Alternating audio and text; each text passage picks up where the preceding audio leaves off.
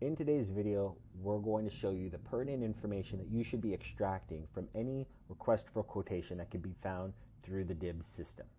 Now, on average, any RFQ that's out there, you're looking at about 25 pages worth of material and content to be able to supply that specific part to the DLA. But do you really need all that information at the beginning just to be able to submit a bid? The answer is no. So what we're going to go over today is just the few items that you should be looking for on any RFQ so you can extract that information, review it, and then send out your own RFQ to the manufacturer to supply, and then actually place a bid into the DLA system. So let's go over exactly the information that you need. And we're going to do this fairly quickly. So I'm going to show through a highlight of exactly the information that we typically pull out. First thing that we need to pull out is the contract number. Right? Contract number. We also need the PR number. There's not much of a difference between the solicitation number and the PR number. Those two usually go hand in hand, but they're just different identifiers for this specific RFQ. Also, we should also be realizing exactly who is this going to be issued by. Typically, you're looking at the DLA Aviation as the one that's going to be putting out that RFQ. Outside of that, I just continue to scroll down until I find the procurement history. So this procurement history is very important because it gives me a guide as to exactly what should the price be per piece for this specific request for quotation. I usually like to look at the first 2 years worth of information, or the last 2 years of any award that's been submitted. So procurement history is any time that a company wins an award through the federal government for this specific piece that is written down on here. That doesn't mean they actually supplied the item to the federal government. It just shows that they won the award. Maybe there's a cancellation later on, maybe there was some protest, whatever it might be. But this gives you a bit of a gauge of exactly what the price should be per unit.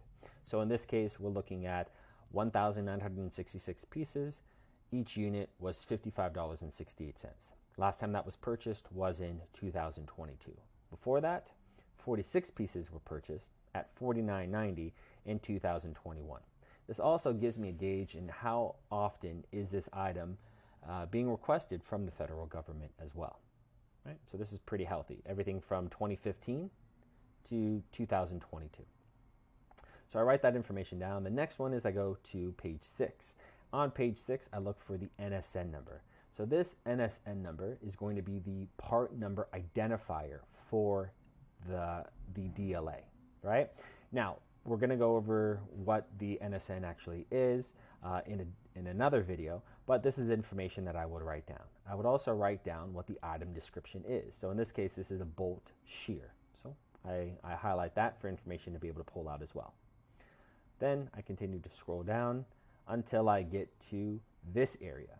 Now this area will show us exactly who are the manufacturers, if any, that are able to supply this item to the DLA. So in this case, there's only one company that can actually be the manufacturer for this part to then be able to supply to the DLA. So I can only go to SPS Technologies, or I need to find it through a different company that can supply me the part from SPS Technologies. When you see PN, this is the part number, and this is the exact part number that I'm looking for. So previously we went over what the NSN is. The NSN is the federal government's identifier for that part. This part number here is the identifier for this specific manufacturer. And many manufacturers have a different part number for the same part. The other thing I want to look at is I want to look at the CLIN, and I want to write this down. So each contract will have a specific CLIN.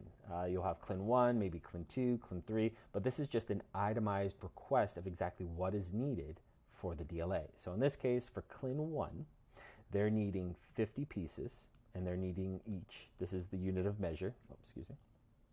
This is the unit of measure. So they're needing 50 pieces. They're needing these pieces in 158 days. I also need to know exactly, well, is the federal government going to inspect the pieces? So I always want to highlight the inspection point and the acceptance point. The difference between origin and the other options here we'll go over in a later video, more detailed. The other piece that we want to know is we want to go over, well, how do we package these parts? So I want to highlight and copy all of the packaging data that is here. Okay. In this case, if we continue to scroll down, we find that there's another CLIN. So this is the second itemized request. So what they're needing here in this one is they're needing 517 pieces each. Right? So we have that as well too. And they need this in 158 days like the one above. This is the inspection, and then this is the packaging data here. So now what I'm going to do, and this is, I believe, the only 2 CLINs that are out there. There is no more that's there. Everything else after these right here, this is all information that really matters to me, but only if I actually win the contract. These might be flow downs or anything else that I would pass over to the manufacturer. But in this case, I've highlighted all the information that I need to be able to request a quote from the manufacturer. So in this case, what I'm going to be doing is I'm going to take 517 pieces plus 50 pieces. So we're looking at 567 pieces, and I'm going to request from SPS Technologies, or someone that can supply the part, for part number 78544H-10-16. This will give me enough information that allows me to bid on this specific contract.